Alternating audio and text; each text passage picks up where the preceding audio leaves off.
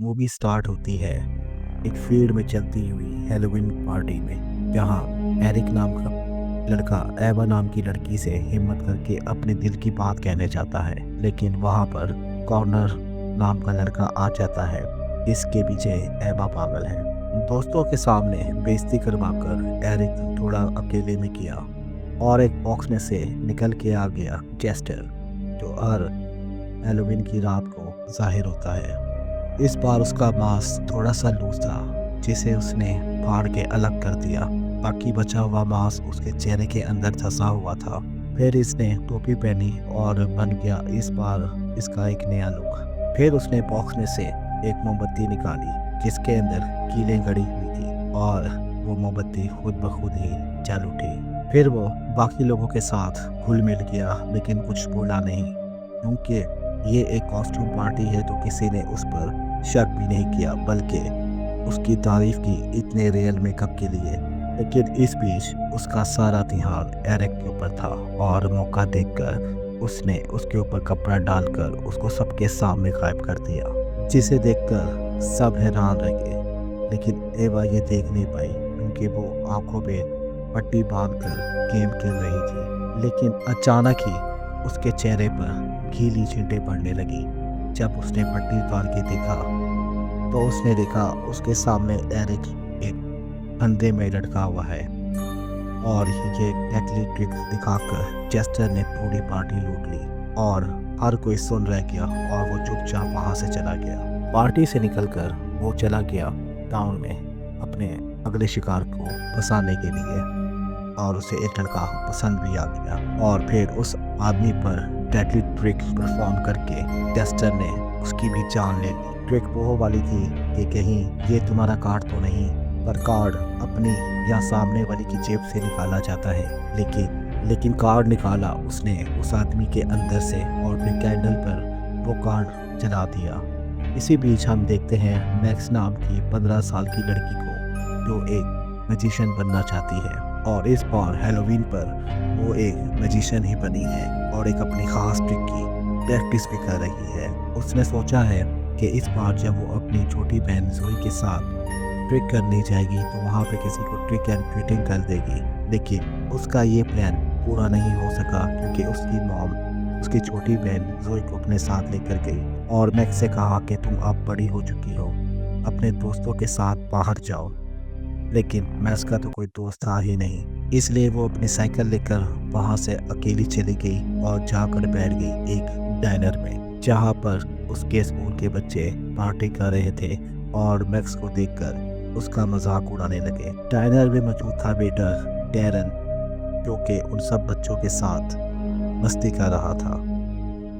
Max ने सोचा कि डैरन शायद उसके साथ अच्छा बर्ताव करेगा, लेकिन वो भी मैक्स का मजाक उड़ाकर वहां से चला गया, जिसकी तवक्का मैक्स को नहीं थी। मायूस होकर मैक्स जब वहां से जाने लगी, और जेस्टर उसके सामने आके बैठ गया और अपनी ट्रिक दिखाई, लेकिन मैक्स ने बीच में ही उसकी ट्रिक को एक्सपोज कर दिया।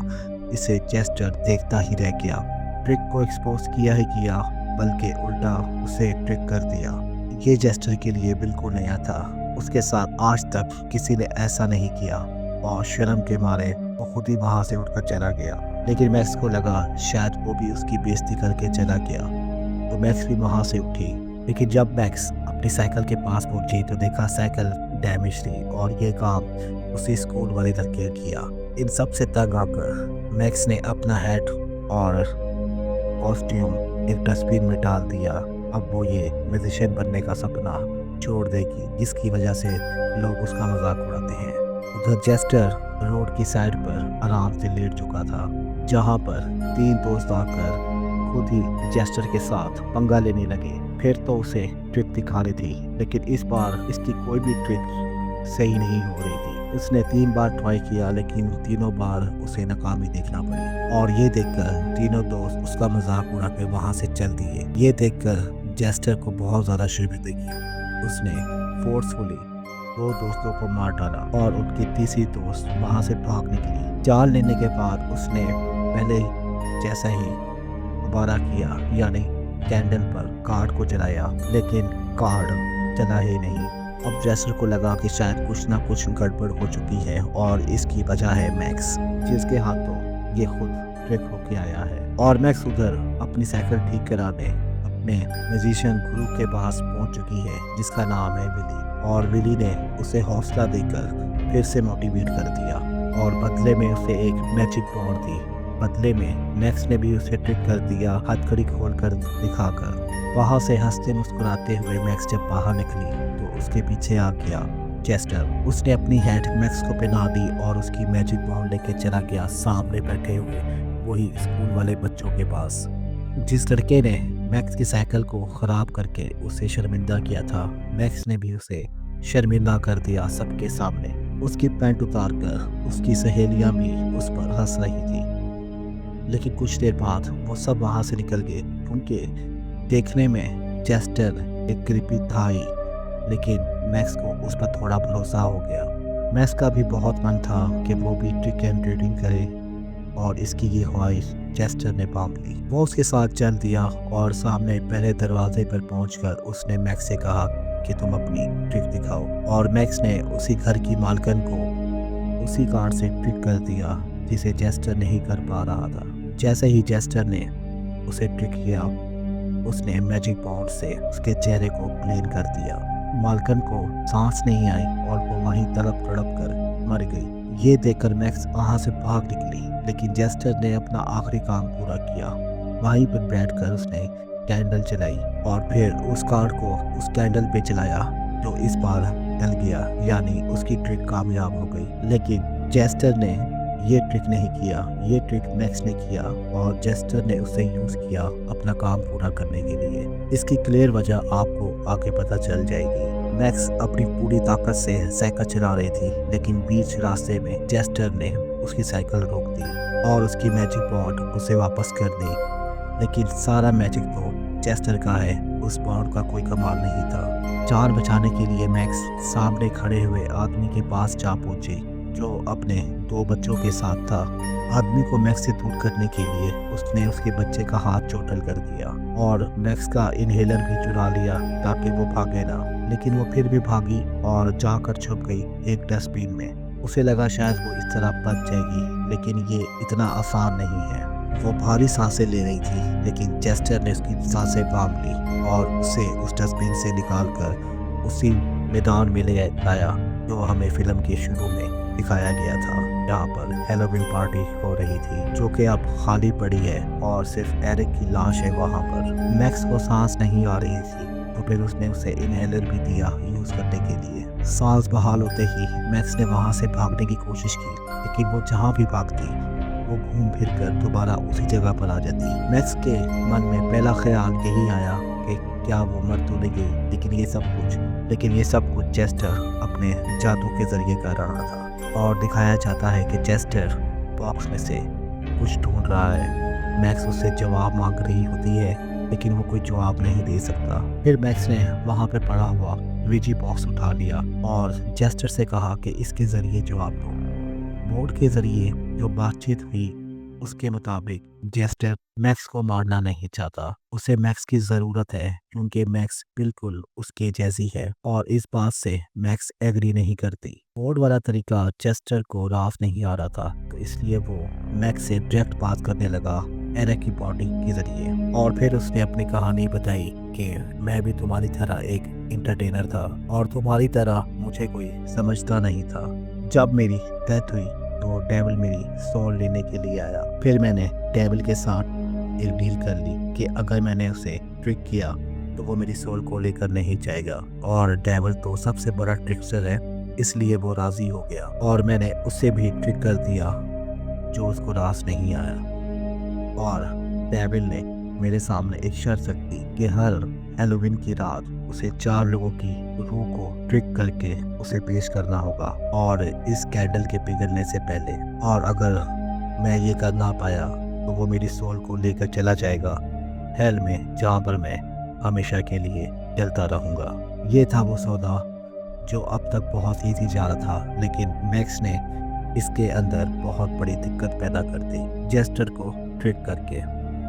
उस चेस्टर को जिसने सबसे बड़े पिक्सर डेविल को ट्रिक किया था, और हजारों सोलों को उसके आगे पेश किया था अपनी ट्रिक दिखाकर, लेकिन मैक्स ने उसे ही ट्रिक कर दिया, जिसकी वजह से डेविल के सामने मैक्स की सोल चेस्टर से भी ज़्यादा कीमती बन चुकी है। लेकिन अब सोल की ऑफरिंग मैक्स को करना पड़ेगी, चाहे उसे अच्छा लगे या ना लगे। और अगर मैक्स ये नहीं करेगी तो चेस्टर की तरह वो भी हेल में चलेगी। फैसला अब मैक्स के ऊपर है और यही वजह है कि चेस्टर मैक्स को यूज़ कर रहा है कि इस कैंडल के बुझने से पहले उसने अपनी सोल बचानी है।